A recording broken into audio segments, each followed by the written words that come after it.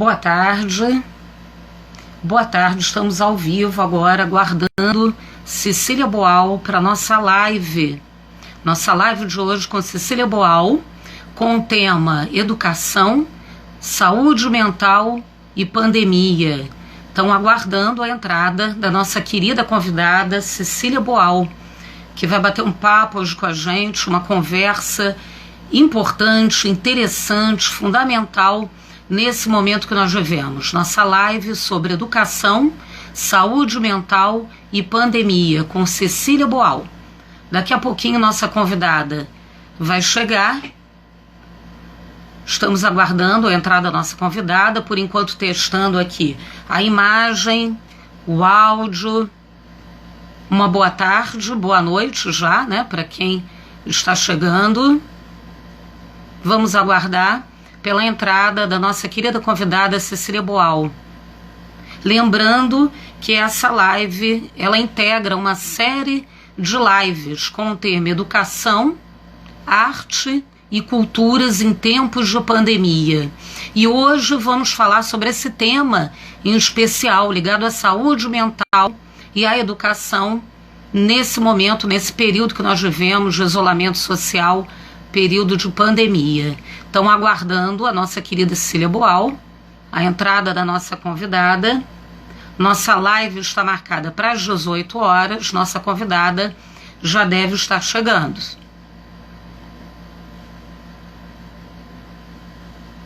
Lembrando que todas essas lives, até agora já foram 6 lives, estão todas no nosso canal do YouTube, no canal da Diretoria de Culturas no YouTube.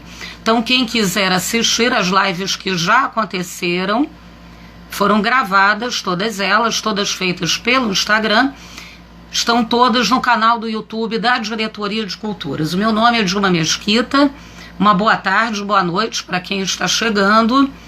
Eu sou coordenadora de projetos e cursos na Diretoria de Culturas, próprio GPEC, do Colégio Pedro II.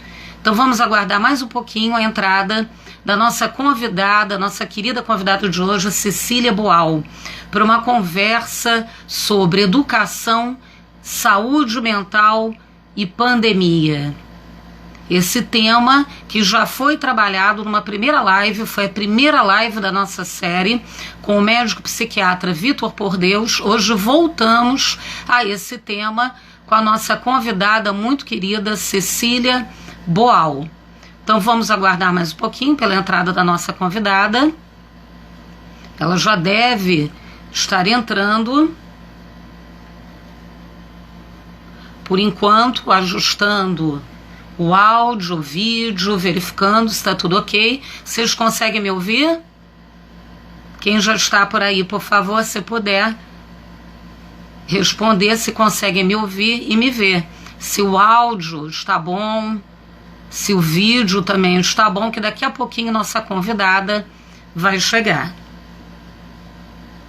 Lembrando que essa é mais... Só um instantinho.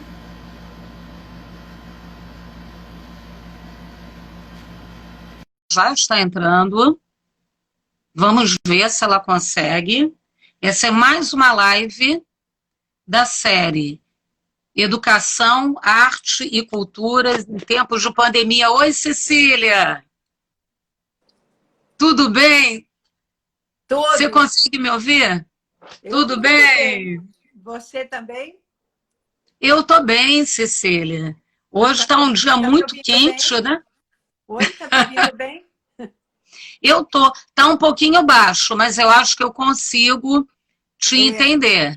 Não, mas esse celular tem realmente não sei qual é o problema, que ele está com o som muito baixo. O meu computador e a internet também tem atrapalhado um bocado, né? Semana passada a gente não conseguiu fazer. Eu tive vários problemas com a internet aqui em casa, parece que foi todo o bairro aqui que foi afetado, e hoje, finalmente, né, Cecília, a gente está conseguindo se encontrar. Agora eu estou te vendo melhor. Acho que você deu uma ajustada, o pessoal consegue ver a gente? Esse suporte já está caindo aos pedaços.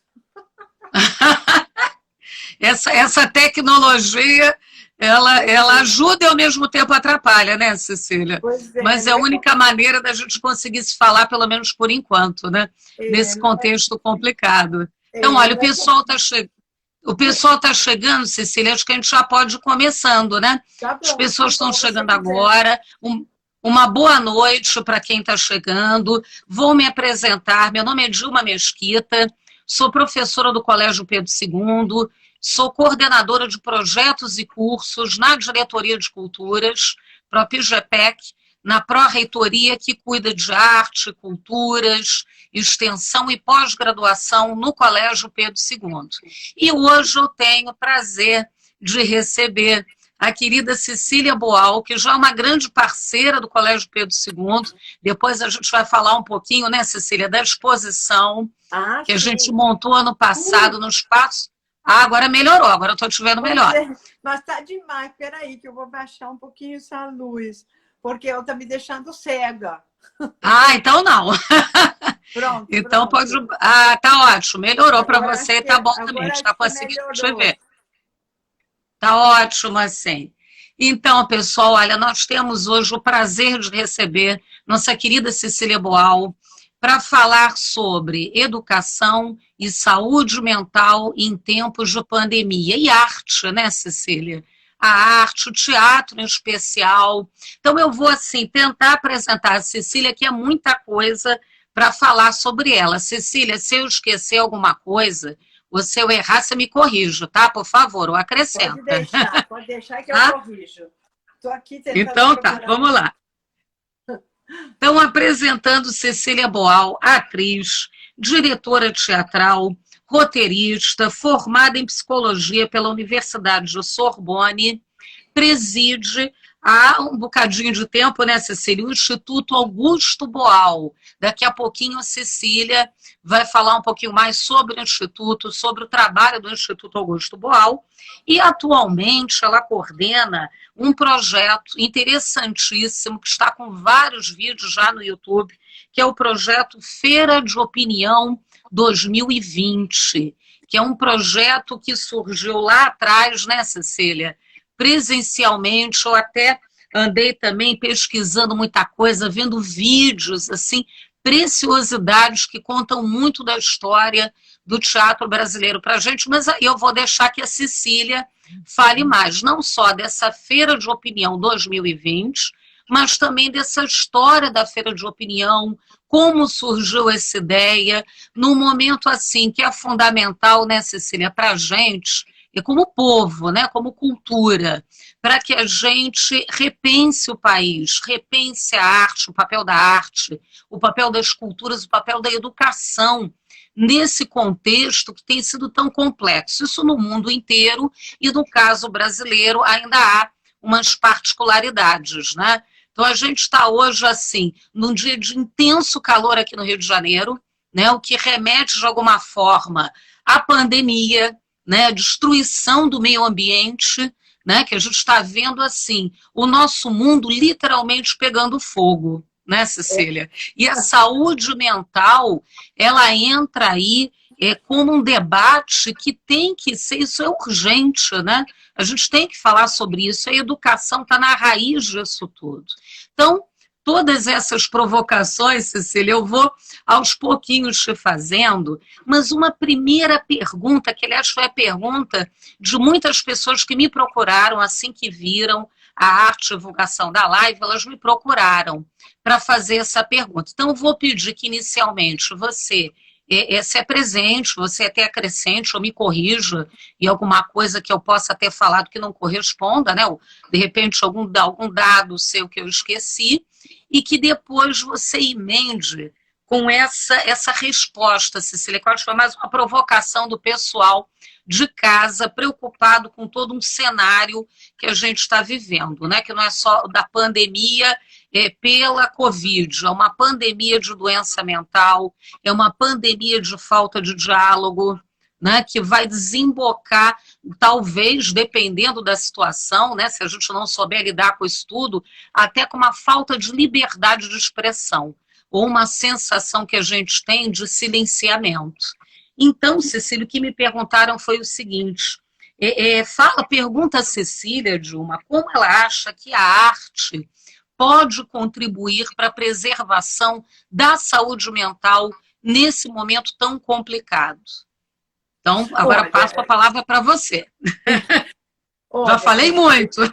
Não, olha, Dilma, eu queria começar por outra ponta, mas acho que a gente vai chegar no mesmo lugar. O Brasil, Fica à vontade. O Brasil é um país dominado, não é? O Brasil é um país dominado, eu não sou brasileiro, sou argentina, a Argentina é um país dominado, a América Latina inteira é um continente dominado. E cada vez que tentou se libertar, fazer as suas próprias escolhas e avançou, sempre que fez as suas próprias escolhas e conseguiu um período onde desenvolveu o seu próprio projeto, sempre avançou. E sempre esses projetos foram novamente derrotados. E você vai vendo, né, os sucessivos golpes que são econômicos, políticos, enfim, contra as nossas culturas. E, então, todo mundo já sabe, então, Pedro II, que é uma instituição de ensino, ensina essas coisas, que a América Latina não foi descoberta. A América Latina foi invadida, a América Latina foi dominada, porque aqui tinha outras culturas, tinha outros habitantes, e eram culturas extremamente desenvolvidas, não é? Extremamente desenvolvidas. Você tem o exemplo dos Incas, você tem o exemplo dos Astecas, enfim. E depois dessas invasões, e a gente não conhece tanto a história anterior, não é? Conhece um pouco.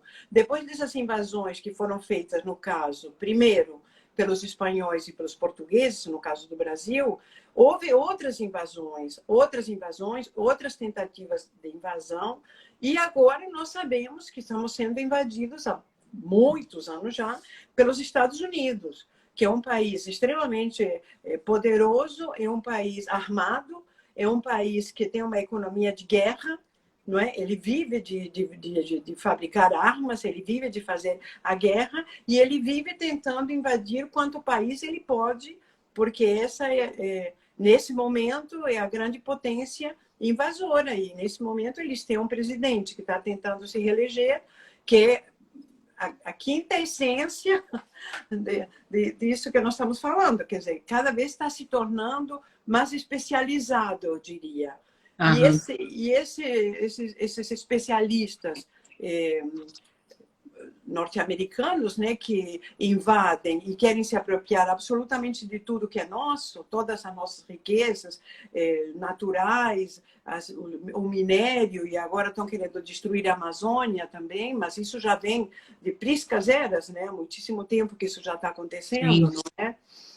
Eles encontram, infelizmente, nos países, eles não encontram só pessoas patriotas que querem defender o país e querem defender um projeto nacional e um projeto próprio e um projeto latino-americano. Eles sempre encontram sócios, não é, que se beneficiam com esse projeto, que é um projeto genocida, que um senhor uniu um conceito muito bom lá na África, né, um senhor da Nigéria, a necropolítica, que realmente não se importa com os seres humanos, não se importa com o meio ambiente, não se importa com a destruição do planeta, quer dizer, um projeto mortífero e só se importa com dinheiro, como se a gente pudesse levar o dinheiro para o túmulo, quer dizer, realmente isto é uma patologia, não é?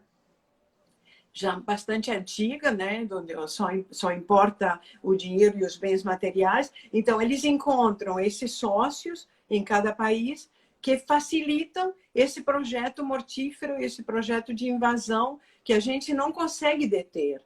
E que a gente tem que chegar à conclusão de que a gente, como latino-americanos, vai ter que enfrentar muita luta para poder se libertar e para poder ter um projeto de vida em vez de ter um projeto de morte. Então, tudo está interligado, não é? Esse projeto mortífero, além de provocar muitas mortes e muitas doenças, ele provoca também doenças mentais. Porque para a gente ter uma saúde mental e uma saúde como país e uma saúde física, a gente tem que poder se desenvolver com o mínimo de harmonia.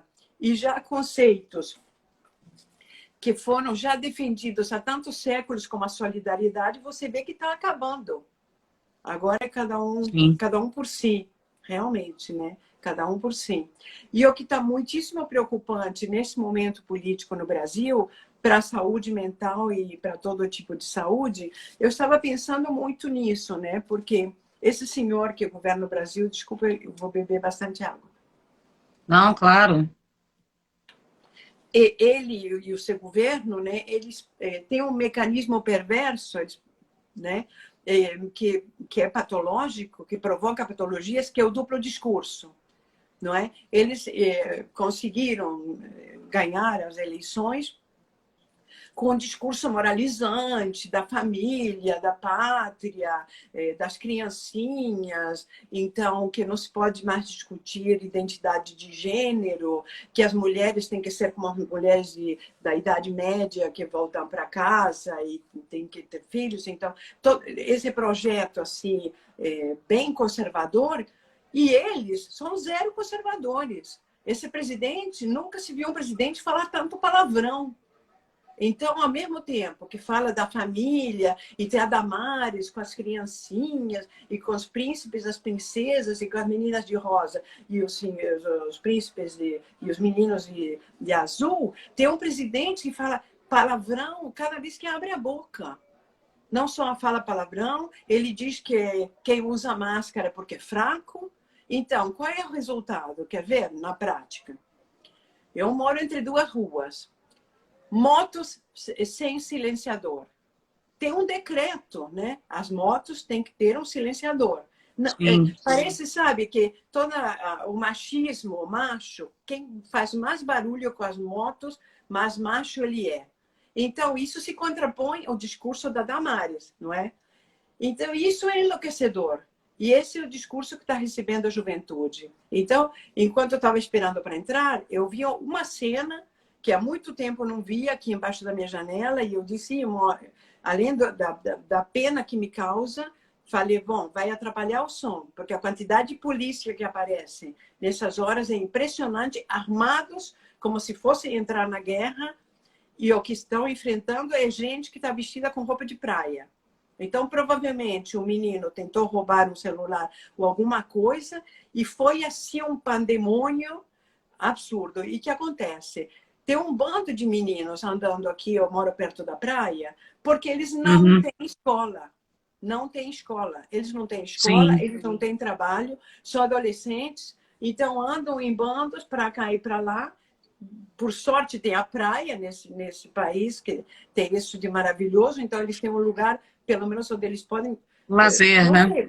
Não é? Eles podem ir e se encontrar e, pelo menos, fazem também, praticam uma atividade física e estão ao ar livre, não é? Pelo menos. É um lugar, assim, um pouco mais sadio. Mas, evidentemente, desde que eles começaram a vir para a praia, o resto da população se afastou, não aparece mais. E cada vez que acontece um furto, uma coisa assim, vem assim, realmente uma quantidade de carros de polícia, com a polícia armada com as armas, que você se pergunta como é possível que tenha uma arma desse tamanho para um menino que no máximo pode ter roubado R$ 50. E a gente Parece sabe uma também guerra, que se né? ele for preso, né, ele não vai aprender nada no lugar onde ele vai. Não é? Sim. Só vai se perpetuar, e se perpetua também aquela ideia de que o Brasil é um país de malandros, que o Brasil é um país que não presta, não é? Então, com isso, vão destruindo a nossa identidade, vão destruindo a nossa cultura, e, enfim, tem um projeto realmente que é genocida, como está se falando, e eu concordo, né? Onde um dos principais alvos é a juventude, assim, não tenha dúvida, porque são os jovens que poderiam defender um país para eles e um projeto nacional. Então, assim, é lamentável. Você falando agora, Cecília, nessa questão do país colonizado, do trauma colonial, né? O que nós vivemos na América como um todo é um trauma próprio da colonização, uma colonização violenta, né? Agora lembrei, Cecília, de uma frase do Edgar Morin, quando ele diz assim, a mente é a segunda África do mundo. Quer dizer, como há formas e formas de se colonizar, né? A colonização ela se dá de várias formas, né? E você tem a colonização das mentes, que é a colonização cultural. Então, você tem a violência de todos os tipos, né? E é mais ou menos sobre isso que você falava, né? Eu lembrei agora dessa frase de Edgar Morin, que eu acho que ela se aplica muito, né? Sim, sim. E o convite que foi feito desde o início desse governo é um convite para você não pensar. Porque se você pensar, realmente você tem que fazer alguma coisa, não é? Você não pode permitir que o país seja destruído do jeito que ele está sendo destruído, não é? E uma das primeiras coisas que é dita e que é feita, que você escuta, é que brasileiro não presta, brasileiro é corrupto, brasileiro não trabalha. Sim, para te, É, te é o mostrar que complexo de vira-lata. não, É o claro, complexo de vira-lata, né, mas Cecília? é o Aquela coisa de complexo que achar. querem que a gente tenha, que a gente não tem esse complexo de vira-lata. Eu não acho Sim, isso. Eu, no Brasil, conheço muita gente que trabalha e trabalha muito, não é?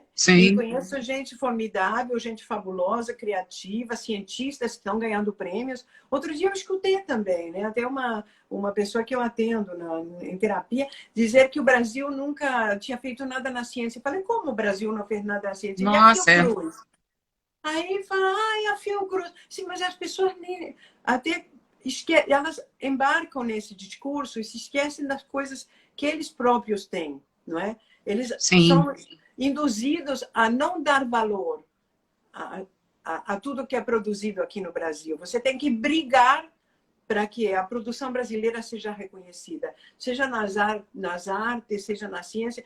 Realmente tem alguns hábitos de reconhecimento, como, por exemplo, a música.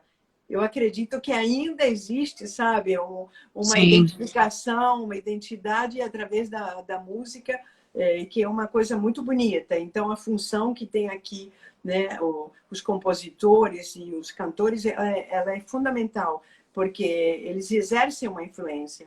Mas, olha, deixa eu te dizer que diante desse panorama tão nefasto, né, que eu estou pintando, eu tenho achado algumas coisas assim muitíssimo interessantes, sabe? Algumas vozes de algumas pessoas jovens que me chamaram muita atenção, porque elas estão entrando por uma contramão que é muitíssimo interessante. Quer ver? Eu não sei se você deve conhecer, e se não, eu recomendo a todo mundo, aproveito. Tem uma criatura que chama Rita Von Hunt. Você já ouviu falar? sim, sim. Adoro os vídeos dela, adoro. Muito bons, muito bons. Maravilhoso. Eu fui olhar num vídeo da feira para ver quantas curtidas teve, quantas visualizações, e dei de cara com o vídeo dela sobre a Amazônia. Gente, cada vez que eu vejo um vídeo dela, eu fico assim, de boca aberta, porque ela fala, ela dá o nome aos bois propriamente dito. Ela fala tudo, e é impressionante. E daquele jeito, se fazendo aquela dama que poderia ser da corte da rainha Elizabeth da É muito Inglaterra. bom. É fantástico. E essa pessoa é uma pessoa que fez literatura na USP, né? Ele é do Ribeirão Sim, Preto, e veio fazer no Unirio, quer dizer, é um universitário, e está colocando, né, todo esse saber, porque sabe muito. Muito, é impressionante assim, como prepara cada programa, né? De uma maneira que sim, você entende assim, totalmente o discurso dele. E sim. digo dele, não sei nem se ele gostaria, porque ele chama Guilherme, na verdade. E Isso é, mas é super didático, né? Super didático, é olha, vocês maravilhoso. sabem que da primeira vez quando eu descobri a Rita Von Hunt e fui ver uma aula dela, né, tinha um comentário embaixo de uma moça que escreveu assim: Nossa, eu fiz 4 anos de mestrado de sociologia na USP e a primeira vez que eu entendi tal assunto, porque a Rita ela Muito bom, explica mas muito é. bem. Então, outra Ela é de um criatura. talento, Não, é ela é de um talento extraordinária. assim. E você vê a quantidade de seguidores que tem. Então, ela está tendo muito sucesso e é Sim, bom. Agora, outra e é pessoa bom, que e foi tem. uma surpresa foi o Felipe Neto, que se posicionou e fez esse vídeo, inclusive, né, dizendo para as pessoas não votarem no Trump, em perfeito inglês, e depois recebeu a visita dos milicianos na porta do condomínio, né? E outro que eu adoro É, e eu acho super inteligente, que é Gregório do Vivier, não é? sim, também Porque formidável. formidável, porque eles têm um discurso que vai por outro lado. que é como se as pessoas também estivessem cansadas do velho discurso da política. Isso que os jovens Sim, políticos teriam que entender. E por isso que o discurso do nosso atual presidente, ele está tendo também um impacto, porque ele tem um discurso diferente. Eu não sei se foi sim. uma coisa pensada, acho que não, mas bem, acho que ele não pensa. mas, de qualquer maneira, está tendo muito sucesso, porque não tem mais aquele ranço. E eu gostaria que os políticos se dessem conta disso, que eles têm que falar de outra maneira. E que eles se espelhassem na Rita Von Hunt, por exemplo, e no Gregório do Vivier, usassem mais Sim. humor. Aí, de repente, a arte poderia ter um lugar e um É, papel. é a Né? questão do alcance mesmo, né, Cecília? A própria escola, né? Agora, voltando a essa questão da educação, você agora me fez lembrar dessa discussão em torno do papel da escola. Quer dizer, a educação como uma forma de você fazer com que o conhecimento circule, mas também de promover essa liberdade, a criatividade, fazer com que o aluno tenha contato principalmente com a arte. O teatro é maravilhoso para isso, né, Cecília? Sim, Para mostrar que é possível, que todo mundo pode ter voz, que todo mundo pode e deve protagonizar a sua própria vida, né?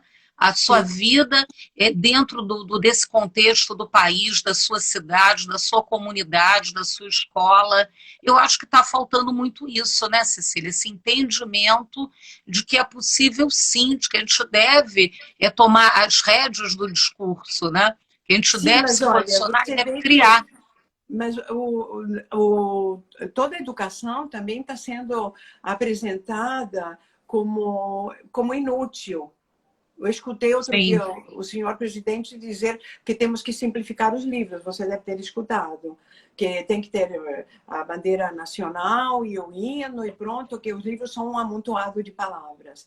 Então, assim, é uma desvalorização muito grande, assim. Eu acho, sim, hoje em dia, assim, tanto a classe médica como a classe dos professores está sendo heróica, porque elas estão lutando contra a corrente. Mas é engraçado que esse lutar contra a corrente também nos fortalece muito, né? Porque você também tem uma luta muito concreta assim, no horizonte, você tem um objetivo muito claro. Isso pode gerar também reações muito interessantes, de muita coesão também, se a gente souber navegar sim. nessa correnteza. Mas olha, eu queria então aproveitar, porque eu acho que vocês podem aproveitar os vídeos que a gente está fazendo também como conteúdo didático para discutir, para contar um pouco a história da feira, porque a história da Da feira. feira ela tem a ver com a história do Teatro de Arena. E o Teatro de Sim, Arena, ele foi um lugar assim, de extrema importância de produção de cultura, não é? No momento em que esse tipo de teatro, que não é um teatro comercial, é um teatro experimental, um teatro onde se estuda muito, onde as pessoas trabalham de forma grupal, ou seja, que é muito interessante, e por isso que tem uma produção assim tão própria, né, e tão representativa. Ele acontece também no momento em que esse tipo de grupo teatral existe em toda a América Latina, em todo o continente. Você acha vários lugares e depois eles começaram também a se encontrar em festivais e teve uma troca assim, muito rica entre essas lideranças que eram lideranças políticas também, não é? Então, o Teatro de Arena então se insere nesse momento, né, dessa florescimento teatral em todos os países latino-americanos, não é?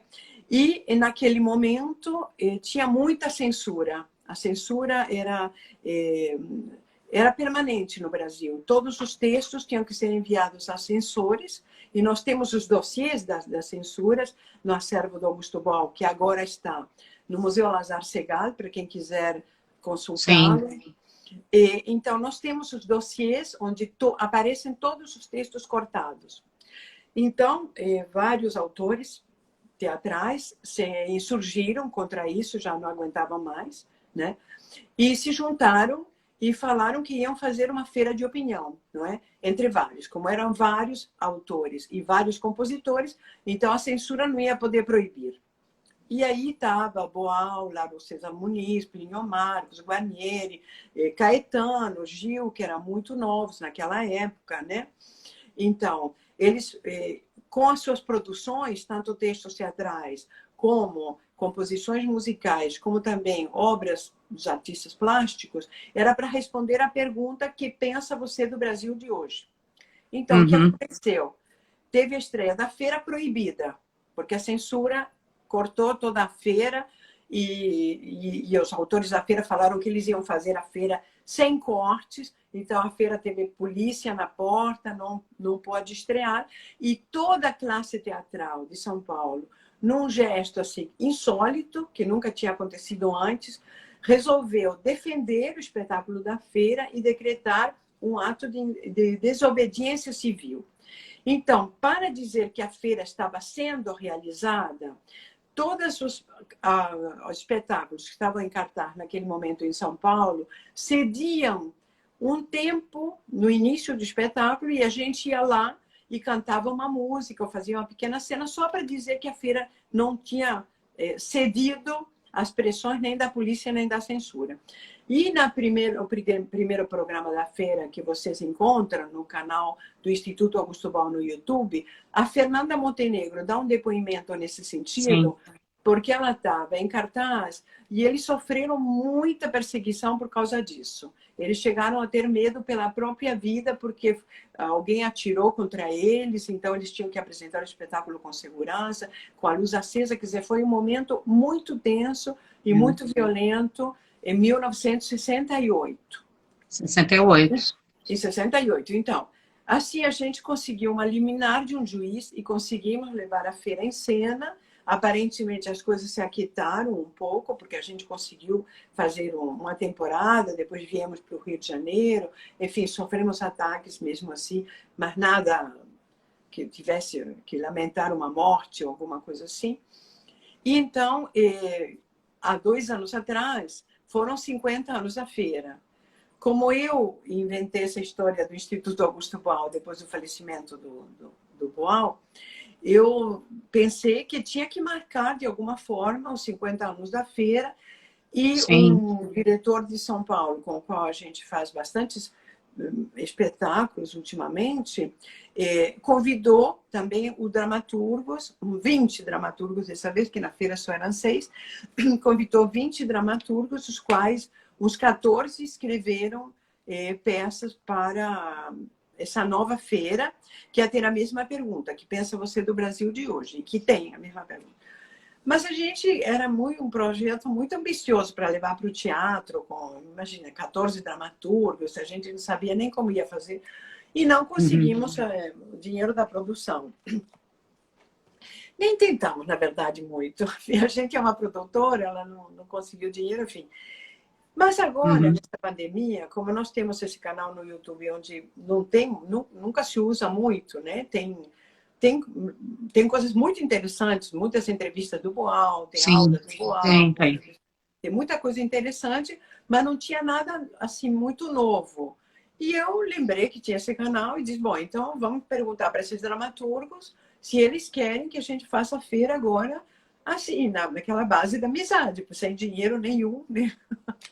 E a maioria concordou. Digo maioria porque alguns já tinham dado o destino para o texto, já tinha sido montado ou estava comprometido. Aí começamos com esses pequenos espetáculos, cada peça dura assim uns 15 minutos, né? E misturamos com alguns textos da antiga feira, como, por exemplo, o texto do Plínio Marcos, que é um texto muito engraçado, porque é feito totalmente no deboche. Então, a gente não maravilhoso. Contou... É maravilhoso. Mas então, a gente não contou só com os autores, mas contamos também com um elenco maravilhoso, porque eu comecei a convidar atores que eu amo, que eu gosto muito, e todos aceitaram. Todos vieram trabalhar na feira.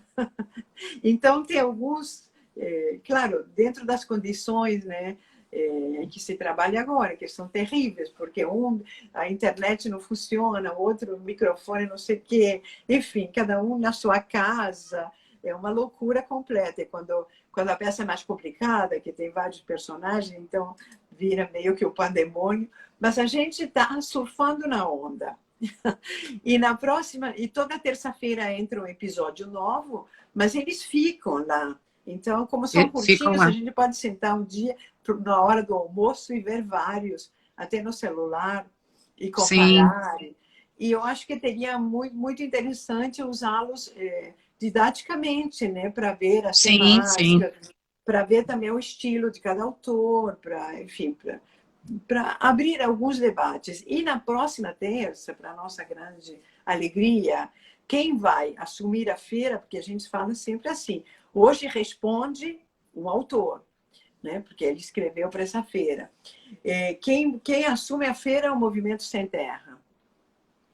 E eles fizeram um vídeo muito bonito, muito que realmente me surpreendeu quando eu vi, porque muito bem feito, muito melhor feito que os nossos da feira, porque eles saíram para a rua e eles filmaram, e enfim, Que tá muito bacana. bacana, tá muito bacana, porque eles fazem tudo super bem feito, e justamente isso é muito interessante, é curioso e admirável, o lugar que o MCT dá para a cultura.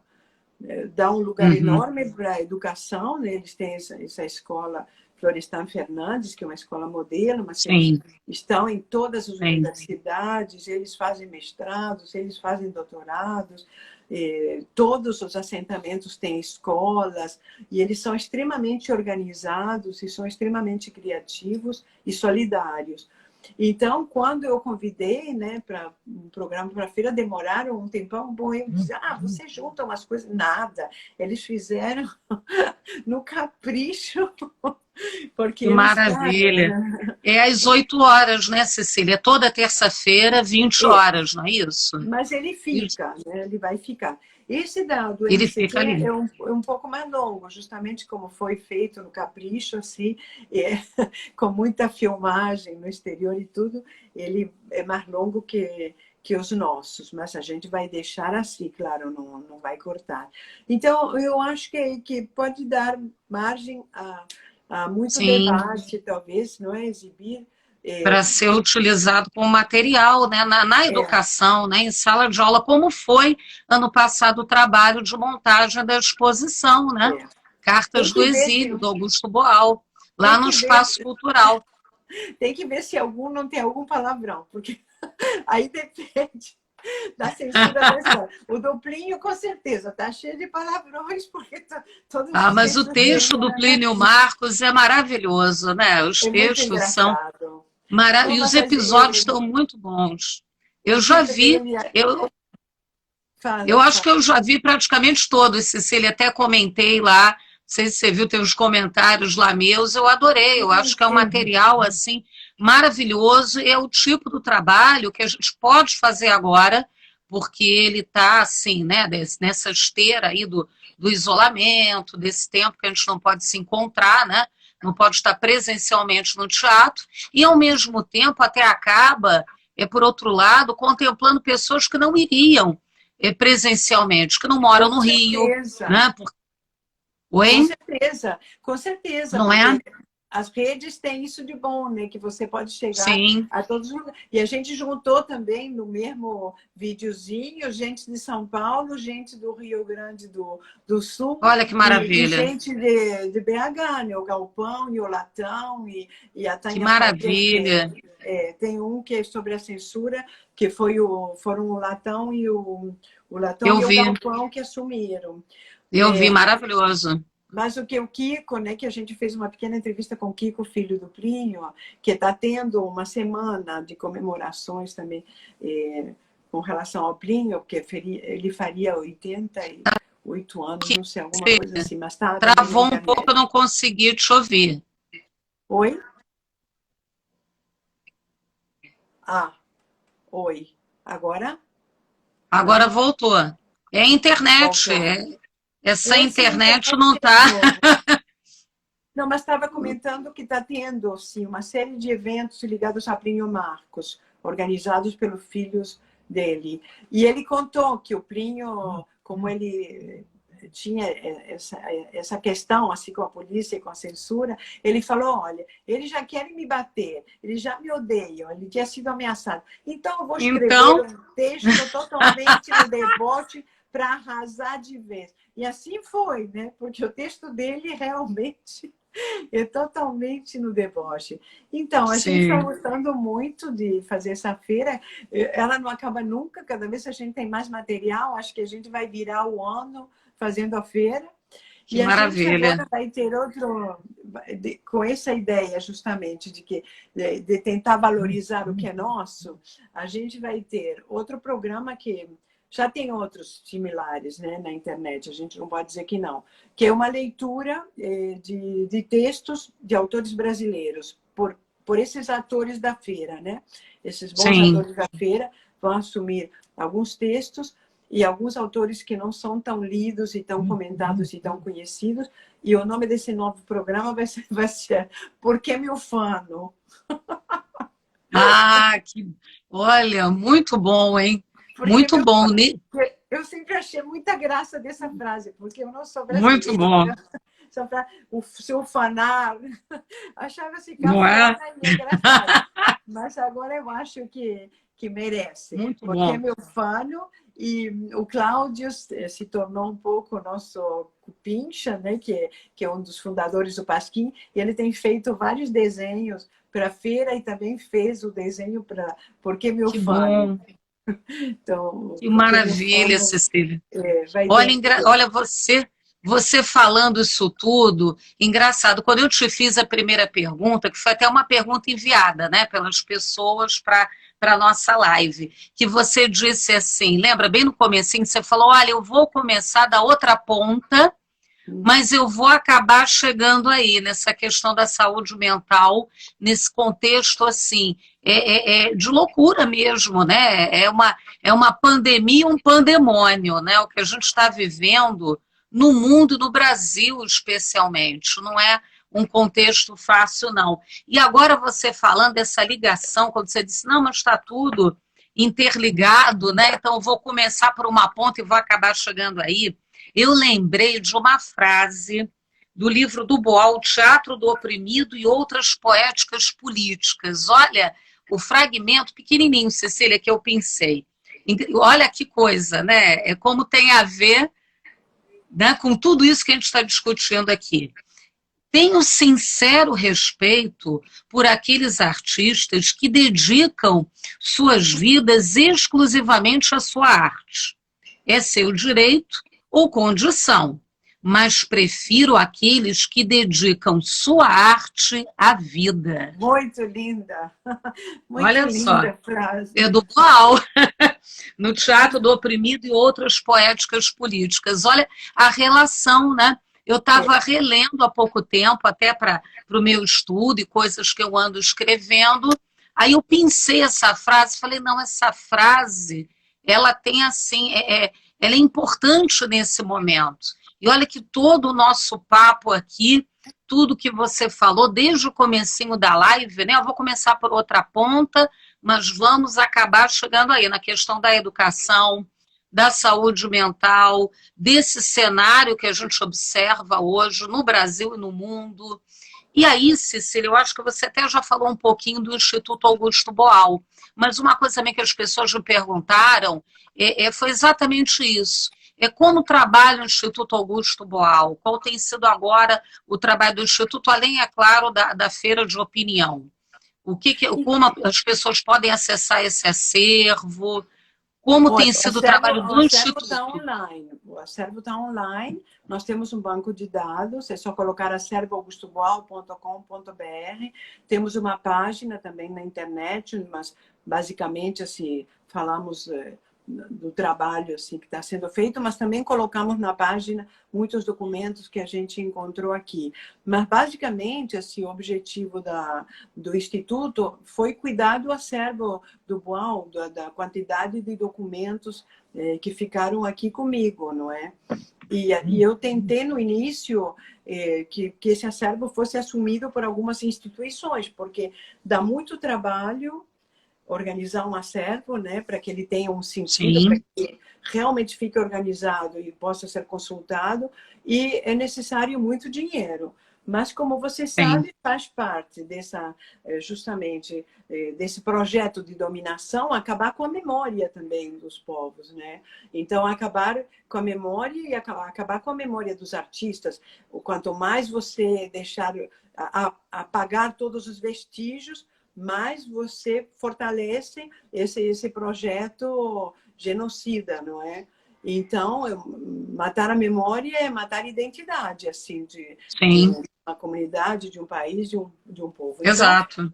eu não sou só eu, mas eu até queria fazer uma feira, e vou fazer, dedicada às viúvas, porque historicamente se sabe que os homens morrem primeiro, enfim, deve ter até uma razão biológica, que a gente não vai entrar nessa história agora. Mas eu queria reunir algumas mulheres que eu conheço, né, que cuidaram, assim, da obra dos seus companheiros, para que essa obra não fosse perdida, não é? Uma é Anita Freire, outra é a mulher do Abdias Sim, Nascimento. Então, são pessoas com as quais eu tenho uma comunicação, até porque Boal era muito amigo do Abdias, é. quando eram jovens, quando o Boal tinha 20 anos. O Boal escreveu várias peças para o Abdias, e que seria muito importante dar a conhecer. Não eram assim peças boas, era peças de um jovem de 20 anos, mas você vê que interessante naquela época, não é? Essa aproximação entre um rapaz branco com um grupo de teatro negro, que naquela Sim, época, né, se mantinham bem afastados, e igual com essa curiosidade, esse desejo sempre, né, de participar, de entender e de colaborar. E Abdias recebeu o Boal muito bem, inclusive recomendou ele para os Estados Unidos quando o Boal foi estudar lá. Então seria muito interessante tentar fazer alguma coisa sobre Boal e Abdias também, viu? sim, uma ideia maravilhosa. É um Uma ótima capítulo da ideia. história do Boal que é pouco conhecida, não é? E eu tenho batalhado bastante. Assim. Então, mas foi o trabalho dessas mulheres também, entre as quais eu também me encontro agora, preservou a obra dos seus companheiros, não é? Mas, enfim, preservou até certo ponto, porque a gente não sabe até se essas instituições, o próprio Lazar Segal, se ele não vai ser atacado, se ele também Sim, não vai ser impedido de continuar essa tarefa que eles fazem tão bem. O acervo que tem o Museu Lazar Segal sobre teatro é magnífico. É magnífico sim, e merece ser mais conhecido. E é um lugar extremamente agradável, os funcionários também são muito acolhedores, então, precisando, por exemplo, de uma cópia de algum documento, agora tem que se dirigir ao Museu Lazar Segal, porque antigamente nós mesmos proporcionávamos, mas sim. agora... Agora é direto com o Lazar Segal, né, Cecília? Porque Porque o acervo imagina, foi para lá. porque é uma preocupação você preservar essas coisas dentro de uma Sim, casa. Numa casa pode ter um é, acidente, não é? Que não claro. acontece dentro do teu apartamento, acontece no vizinho, e todos esses documentos se perdem, não é? Então, para mim, foi um grande alívio quando finalmente, olha, foi em fevereiro, antes da pandemia, que as caixas foram para o Lazar Segal. E está tudo trancado lá também. Eles não conseguiram botar nas prateleiras porque o museu está fechado, né? Mas eles me asseguraram que eles têm como tirar uma cópia, porque tem gente que está fazendo tese, assim, que me pede. E eu agora estou remetendo tudo para o Lazar Segal. Sim, e Mas fica realmente só. nós estamos acabando, Dilma. Eu falei para caramba. Eu acho que já estamos. Olha, Cecília, por mim, a gente falaria mais 2 horas, viu? Que Não, você acho tem que eu não tenho muita. fôlego para parar 2 horas. Mas acho que Olha, a mas gente está ótimo o papo, Cecília. Você tem muita história para contar. As pessoas estavam assim, ansiosas para te ouvir. Eu acho que tudo que você tem para falar, para comentar, e agora então esse trabalho com a Feira de Opinião, que é um trabalho maravilhoso, eu tenho acompanhado, tenho gostado muito. Ano passado, a nossa exposição do Boal, lá no Espaço Cultural, eu sou da equipe do Espaço, o Espaço que é coordenado pela Mônica Sica, Maria Letícia, Márcia e eu na equipe. Olha, foi assim, foi uma experiência maravilhosa. Os alunos adoraram, os professores que foram. Até hoje, as pessoas comentam, e a parceria com Sopa de Letras também, né, Cecília? Que você levou a peça O Colar, né? No sarau feito agora na rua, né? Que é o nosso sarau. Então, vale, Dilma, novamente lembrar que a irmã mais velha do Boal foi professora do Pedro II durante muitíssimos anos. E ela tinha um amor e falava muito da escola. E depois ela foi inspetora, uma coisa assim. Ela rodava por várias unidades do Pedro II. Eu tinha maior orgulho. Então, olha, esse vínculo é antigo, viu? Mas você falou que as pessoas teriam um tempinho para fazer perguntas, que, né, isso funcionar um pouquinho no método do Boal, dando espaço também. Não é? Pergunta. Mas olha, as perguntas que passaram aqui por mim, algumas eu anotei, outras agora na tela não tem nenhuma, mas perguntas que fizeram. Essa questão da importância da arte na educação e como o teatro pode ajudar nesse contexto escolar, no que se refere ao trabalho com a criatividade. Algumas pessoas comentaram, falaram isso, né? A questão da criação. Eu repito muito isso, que escola é espaço de criação. Isso, para mim, é um ponto assim fundamental. E o Boal também trabalhava muito com essa ideia, né, Cecília? Sim, da claro. Criação como a forma da gente interferir no mundo, né? Da gente atuar, né? Literalmente atuar. Então, o que você poderia falar, Cecília? Eu acho que é mais assim, pelo tempo, é quase que uma pergunta já encaminhando a conversa para o finalzinho. E o que você poderia dizer, até para responder essas pessoas que levantaram essa questão do teatro na escola, a arte na educação? Olha, eu vou te dar um exemplo, vou te responder com um exemplo. Quando eu fui morar na França, uma brasileira que mora lá ainda há um tempo, me convidou para fazer teatro numa escola. Mas por quê? Porque todo ano ela organizava lá um festival de teatro estudantil, escola secundária, né? E eu fui e me deparei com, sabe, aqueles alunos de uma escola pública francesa. Lá, em geral, só tem escola pública, ninguém vai à escola paga, porque ainda a educação ainda se preserva, ainda. Sim. Mas eu vejo aqueles meninos, sabe, com alfinete no nariz, todo jogado.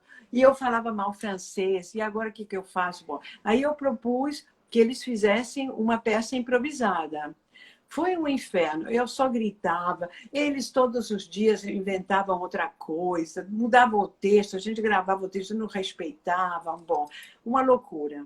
E ele sempre me falava, não se preocupe, madame, não se preocupe, madame, não se preocupe, madame. Aí chegou o dia da apresentação, eles assumiram, se apresentaram, né? Essas escolas secundárias alugavam o espaço, então eles ganharam o primeiro prêmio. Que beleza, olha! É o primeiro prêmio. Mas aí o interessante foi que o professor de francês, que era um jovem, depois me falou assim, olha, Cecília, eu estou encantado e te agradeço muito, mas eu já tinha desistido, realmente já tinha deixado com eles que façam o que... Te agradeço muito porque eu tinha desistido desses alunos. Eram alunos que ficavam lá no fundo, dormindo, conversando, sabe? Não prestavam atenção em nada. E revelaram o outro lado deles, sabe? Assim, um lado deles que o professor mesmo não conhecia. Então, eu acho que o teatro tem essa possibilidade, sabe? De oferecer outro suporte para os jovens se desenvolverem. E aí, no caso, eles tinham que escrever a peça, então escreveram em francês. Mas escreveram, não é? E eles foram defender o texto, e foram defender a própria escola, e se organizaram como grupo. E foi uma coisa muito bonita, sabe? Essa que aconteceu. Então, de fato, eu acredito. Eu fiz teatro em escolas, eu fiz teatro em grupos de favela, fiz teatro na rua também, em vários lugares, em Portugal, na Argentina, no meu país. E eu fiz teatro em hospitais. Fizemos teatro com os usuários, né, dos hospitais, na França também. E foi muito interessante. Eu fiz não só com Boal, mas também com colegas da faculdade.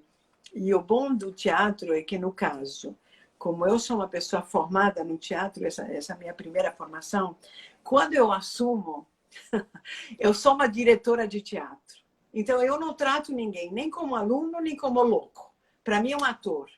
Então, quando eu começava a surtar lá na França, eu começava a gritar, fulano, você entrou errado. E como funciona? É impressionante, sabe? Eu acho que o teatro tem alguma coisa, uma força própria, que de repente dá um clique assim que você não é mais você, você é um personagem, o que é muito importante, sabe? No caso da psicose, eu acho que tem ali tem uma ferramenta importante para você trabalhar com psicóticos, não é? Porque ali, então, o delírio e o teatro e o texto se misturam, não é? Então, você pode começar a trabalhar uma série de questões também. E os médicos, em geral, na França, tinham muita dificuldade para aceitar. Quando eu fui com essa colega propor, nos hospitais, ninguém queria, porque achavam que a gente ia provocar um surto. Isso nunca aconteceu. E eu sempre me coloquei... Pelo contrário, né? Não, eu sempre me coloquei como uma diretora de teatro, exigindo que calasse a boca, silêncio, exigindo disciplina, e era isso que funcionava, porque dava um enquadramento, sabe? Nós tínhamos um objetivo e tínhamos um objetivo como grupo. Então, isso é muito importante para a pessoa se sentir numa contenção necessária para ela desenvolver a criatividade também, não é? Não é uma questão de censura, nem de autoritarismo. É necessário... É o senso, né? É um senso de coletividade, né? E o necessário para você ter um trabalho bem realizado, não é? Sim. Que é o objetivo final. Tem que claro que as pessoas entendam que é o grupo, né, Cecília? É o grupo, é o senso de coletividade, não esse individualismo, né? Que em geral impera. E até na própria escola, né? Quando você trabalha com teatro, o que eu percebo muito é isso, né? Como o grupo acaba trocando mais o diálogo, você promove o diálogo e promove a saúde mental, né? Ou seja, chegamos naquele ponto inicial da conversa, que é a relação educação e saúde mental nesse momento de pandemia, né? Que é o momento que a gente tem esse contato assim, virtual, mas é o contato que a gente ainda consegue, né, Cecília? E quanta coisa, a despeito de tudo, né? Como dizia Clarice Lispector, é preciso viver apesar de.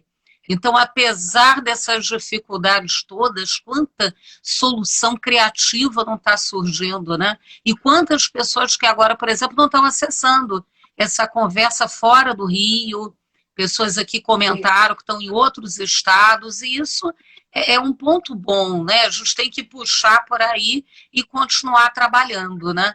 Sim, Cecília, olha, eu acho que... digo acho, assim, perdão.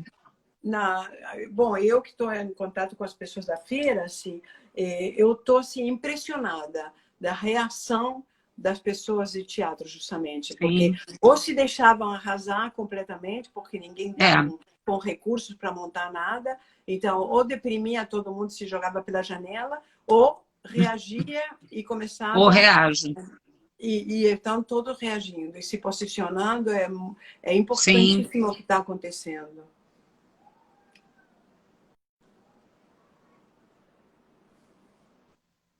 Agora, oi, Cecília, travou um pouquinho aqui o teu vídeo. Você está conseguindo ver, Cecília? Que para mim travou. Sim. Mas, de qualquer maneira, eu acho que pelo tempo, Dilma, tempo já estamos no final. A gente já está chegando ao final. Ia te pedir, Cecília. Não, por mim eu ficaria conversando mais umas 2 horas aqui com você. Mas olha só, Cecília, eu queria te pedir... Eu vou me despedir, mas vou recomendar que vejam a feira. Sim. Exato, que é maravilhosa, viu? Quem ainda não viu, eu já vi praticamente todos os episódios, acho que só esse agora da última semana que eu não vi. Os outros todos eu vi. Esse é ótimo, pois é. Um dos melhores textos da feira, esse é o último. Eu vou ver então. São maravilhosos, vale a pena. Eu vou inclusive divulgar também, tá, Cecília? Junto com a divulgação aqui da live. E agora eu vou pedir então que você fale assim, né? As tuas últimas considerações e se despeça do pessoal. Muita gente aqui falando, mandando beijo, abraço. A gente Não, então, já está mas eu caminhando para o também, finalzinho, passou rápido. Quando o papo é bom, passa rápido. é verdade. Não, mas eu queria agradecer e desejar que o Pedro II continue sempre fazendo esse excelente trabalho que vocês fazem, né? Com tanto Obrigada. amor, com tanto carinho, e queria dedicar tudo isso à minha querida cunhada Augusta Boal.